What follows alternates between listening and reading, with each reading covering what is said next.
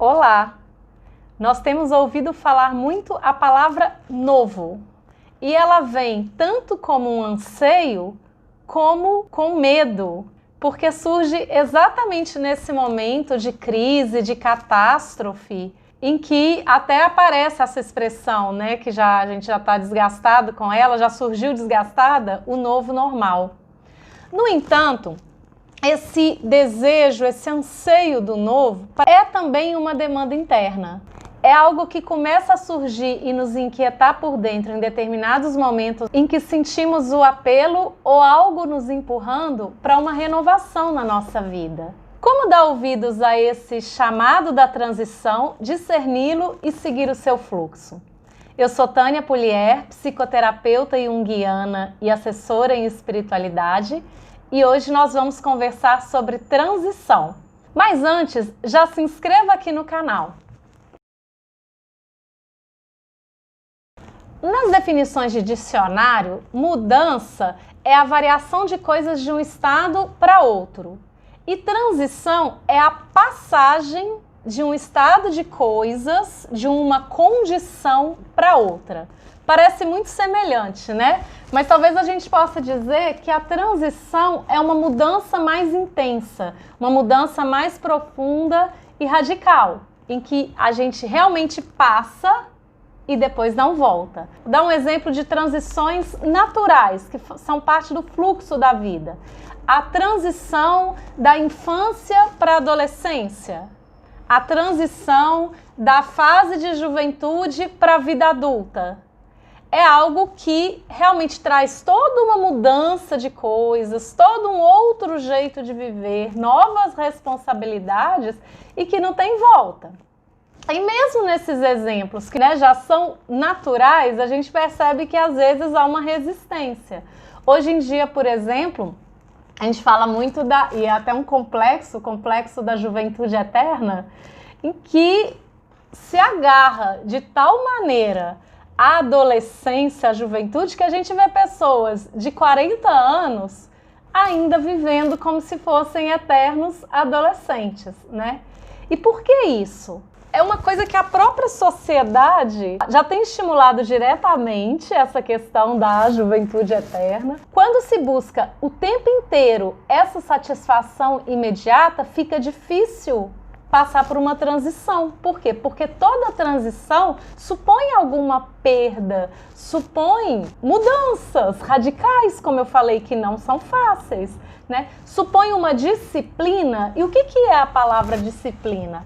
É exatamente adiar a satisfação em função de algo maior que se deseja. Pensa na vida de um atleta, e a gente vê no máximo de disciplina, ele deseja a medalha de ouro. Mas para isso, ele tem que acordar cedo, ele tem que ter uma alimentação regrada, várias horas de treino. Provavelmente por causa disso, ele disse não para algumas festas, para alguns encontros de amigo, que até seria super legal. Mas ele adiou essa satisfação em busca de uma meta maior que ele tinha. E a gente pode olhar isso em várias coisas na vida, e mesmo nessa transição natural. Por quê? Porque quando eu largo algo, naturalmente, a vida me põe para fazer uma passagem, eu não estou mais na juventude, eu tenho algumas perdas, mas o que essa vida adulta me dá? A gente acha, só me dá trabalho, responsabilidade, mas dá uma autorrealização, dá o crescimento natural, que se a gente luta contra ele, vem os sintomas, vem aquele infantilismo que já não cabe mais. Aos poucos a pessoa já não é nem suportada nos lugares, né? Fala, fulano é muito infantil. Mas qual que é a escolha que eu vou fazer, né? Quando alguém vai se casar, por exemplo, aí já é uma transição mais escolhida, digamos assim. Ele precisa abrir mão da vida de solteiro. Tem gente que não quer abrir mão, né? Quer uma coisa e outra. Vai dar M lá na frente. Já nasce caduco. Por quê? Porque você não está inteiro em lugar nenhum. Então caduca dentro de você mesmo. Mesmo que ninguém te pegue na vida dupla, essa vida dupla te divide internamente, então você nunca vai ser feliz. Você pode ter as satisfações imediatas, mas a felicidade, o contentamento, a realização que se busca, você não vai ter. Nem como solteiro, nem como casado, se quiser as duas coisas ao mesmo tempo. Qualquer transição exige essa passagem. Tem transições que são de aspectos da nossa vida e tem transições que são de fases de vida, da vida como um todo, né? Esses exemplos naturais que eu falei, da juventude para a vida adulta e tudo, ela pega várias dimensões da nossa vida, né? Mas, por exemplo, quando é transição de alguns aspectos, a gente pode falar de uma transição de carreira, de uma transição de missão de vida. A vida religiosa, às vezes, passa por isso, assim, as pessoas consagradas, transição de missão. Então, num momento, ela está como diretora de um colégio particular numa grande metrópole. E quantas pessoas fazem a transição de um momento que está nesse tipo de missão para depois ir trabalhar com as comunidades ribeirinhas na Amazônia? Completamente outra coisa, né? Óbvio que aquilo ali supõe novos aprendizados, supõe um outro jeito. Ela não vai chegar com a mesma linguagem, com a mesma postura, com o mesmo jeito de se colocar do que com os pais dos alunos do colégio da metrópole. É outro estilo. Ela vai ter que aprender a cultura local, ela vai ter que se inculturar. Eu lembro quando eu fui morar na Argentina, era na periferia de Buenos Aires. Olha que isso já não era em termos culturais, não era tanto assim, mas mesmo assim era. Uma mineira de Belo Horizonte indo para a Argentina, e engraçado que às vezes pega coisas assim, que parecem pequenas. Você fala, gente, eu que me achava super aberta, tô reclamando de que o café aqui não é coado, mas é decantado, então fica aqueles pozinhos e se toma um copo desse tamanho de um café mais ralo. Aí você, ai que ruim, espera, acolhe a cultura do outro primeiro, porque aí na hora que a gente já de cara, ai que ruim, e começa, ai não tem feijão todo dia, ai nananana, de repente aquilo revela um fechamento, que como é que eu posso me abrir? O que essa cultura nova vem me oferecer? Estou perdendo aspectos da minha, mas quais aspectos estou ganhando? E como aprendi lá? Mas eu aprendi, sobretudo, a partir dessa abertura, mas lógico que supôs. Num primeiro momento, vem as resistências, né?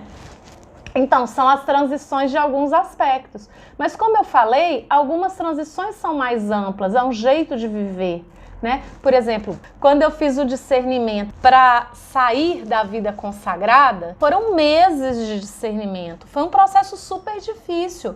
Nasceu de uma conversa com uma amiga, entre aspas, uma bobagem. Eu fui visitar o pai dela no hospital, que estava doente, tinha feito uma cirurgia. E, enfim, perguntei sobre o trabalho dela e ela meio falou assim, mas eu não sei se é para sempre. Aí eu falei com toda a força, mas nada é para sempre, fulana. E aí, tipo, 2 frases depois ela perguntou, o que você vai fazer em Portugal? Tô indo preparar meus votos perpétuos.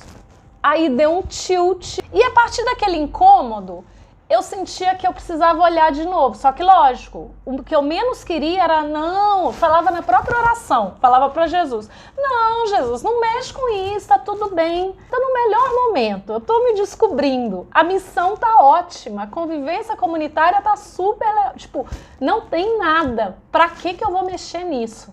Só que eu sentia algo interno dizendo, agora você vai olhar, você precisa olhar de novo.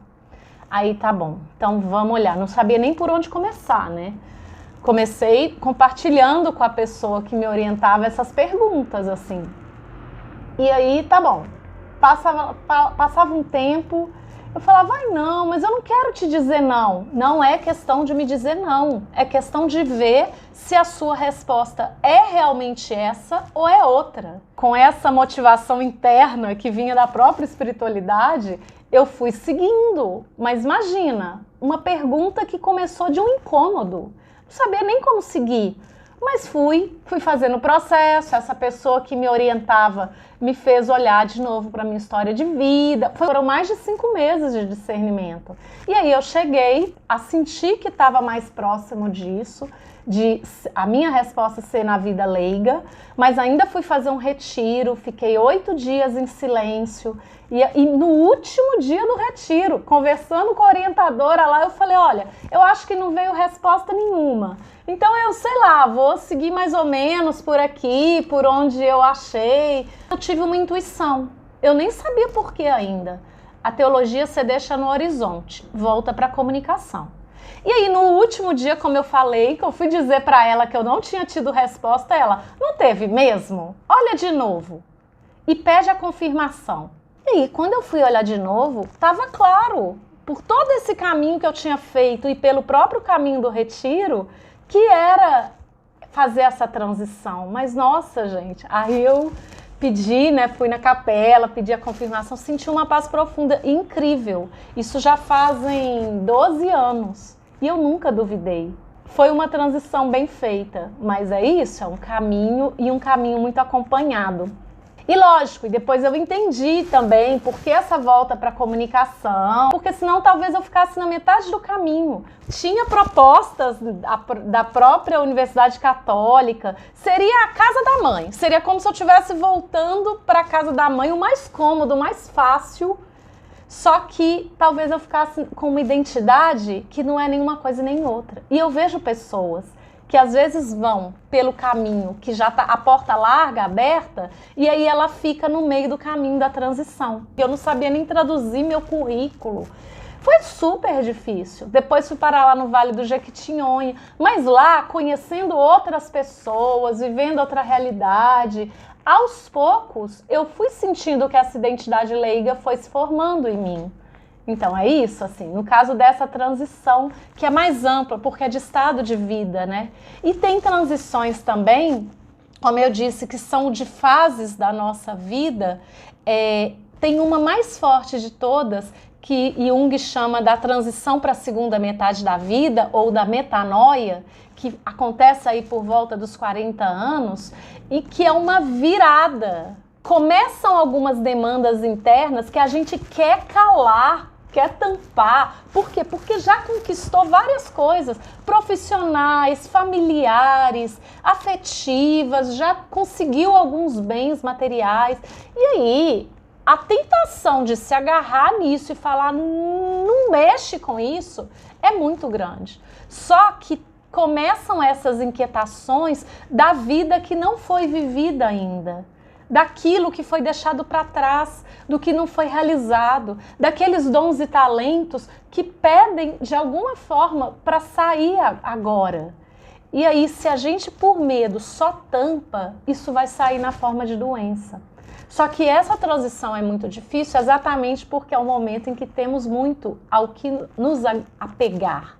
Então, muitas vezes precisamos sim de um apoio, seja uma psicoterapia, seja um acompanhamento espiritual, busque alguma ajuda, porque essa demanda interna, ela precisa ser ouvida, não tenha medo dela. É difícil? Sim, porque você vai passar também pelas suas sombras, mas esse é o caminho da autorrealização. Bom, gente, óbvio que não dá para esgotar um tema tão amplo como transição, mas eu espero ter dado uma panorama. Se você gostou, curte aqui, né? Deixa seu comentário, compartilha esse vídeo com outras pessoas. E o que mais você gostaria de ouvir? Se quiser deixar alguma pergunta também, será muito bem-vinda. Obrigada, tchau, tchau!